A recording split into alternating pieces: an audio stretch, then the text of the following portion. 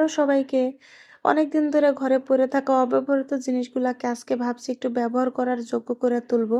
তো অব্যবহৃত থাকারও কারণ আছে, এটা আমি যেমন অর্ডার করছিলাম অনলাইনে ঐরকম পাইছিলাম না।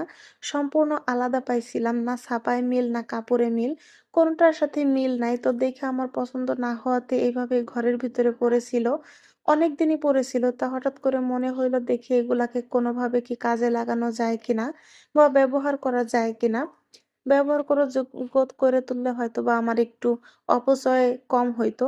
এজন্য হচ্ছে বসছি। তো যেভাবেই হোক জোড়াতালি দিয়ে আমার এটাকে ব্যবহার করার যোগ্য করতে হবে। তো এদিকে আমার সালোয়ারের কাপড়টাও কাটা হয়ে গেছে। আর এখন আমি হচ্ছে জামার কাপড়টা কাটতেছি। তো এটা হচ্ছে একটা গোল টপসের মতো বানাবো। যদি কামিজ বানাইতে যাইতাম তাহলে কাপড়ে হইতো না। আর হচ্ছে পরাও যাইতো না, ফাইসা যাইতো। যার কারণে হচ্ছে আমি টপস বানাবো ভাবছি।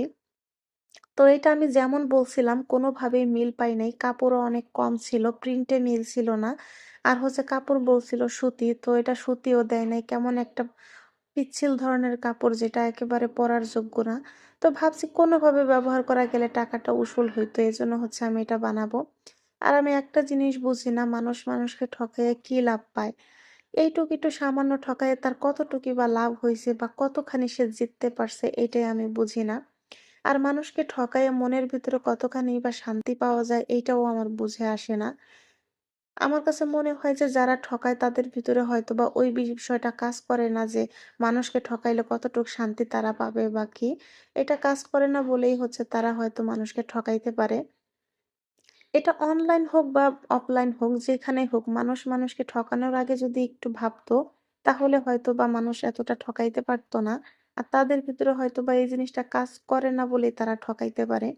যাই হোক, আমারও একটু শিক্ষা হওয়া দরকার। বারবার এতবার ঠকার পরেও আমি মানুষকে অনেক সহজেই বিশ্বাস করি, সেটা অফলাইন হোক বা অনলাইন হোক। মানুষের কাছ থেকে ঠকার পরেও আমি তাদের অনেক সহজে বিশ্বাস করি। যাকে এদিকে আমার প্রায় সেলাই কাজটাও শেষ হয়ে গেছে। স্যালোডটা কমপ্লিট, আর ওইটাকে যেহেতু গোল জামা বানাবো, তো ওইটা আগেই আমার সেলাই করা হয়ে গেছে। ওইটার ভিডিওটা নাই আমার কাছে, এর জন্য দিতে পারি নাই।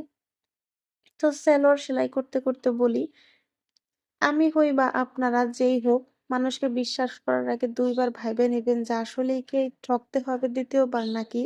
আমি যতই এই কথাগুলা বলি, আমি নিজেই আবার দেখা গেছে মানুষেরকে সহজেই বিশ্বাস করে ফেলবো।